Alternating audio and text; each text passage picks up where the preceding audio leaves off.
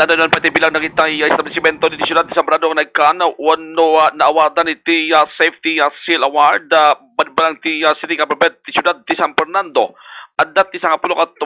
nga nainayon iti March 24 addat ti siyam nga unong walo nga naikan iti Safety Seal Award kan iti March 21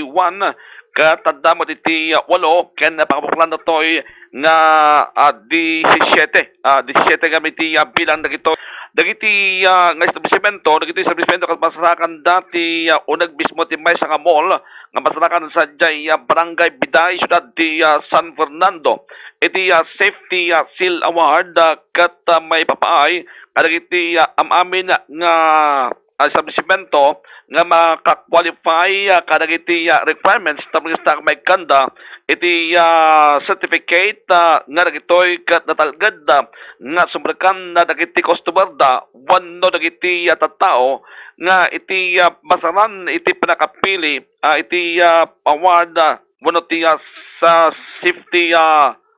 Seal Award kat dagiti establishmento nga makatungtungpal kadagiti protocol kasabot iti guidelines nga naipaulog babaen ti IATF kaditi lokal nga gobyerno tapos kat maliklikan iti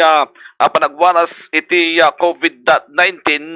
karunan na kadagitoy basakupan dagiti dasaong nga establishmento may sanituyen iti kanayon nga panagsuot iti face mask kabayatan nga dada iti noadda dagiti tao iti unag dagitoy establishmento ken iti panakaobserbar iti social distancing kan kasabutan dagiti dadumapay iti panakapili iti may establishmento may kan iti Safety Seal Award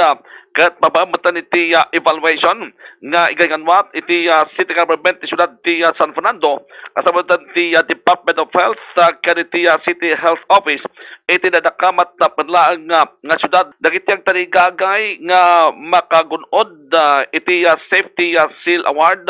kat mabalindamat dagito iti ag-apply iti City Government ti Siyudad ti San Fernando tapos kat may iaganwat iti evaluation kat iti in charge dito yung opisina kan iti tawagan da kan iti opisina iti Local Economic and Business Development Office wano lebo nga masarakan mo lang sa Jay City Hall iti Siyudad ti San Fernando. Tini Bombo Daniel Azabal, Bansang Radyo ng Pilipinas at consistent number 1 sa La Union. Basta Radyo, Bombo!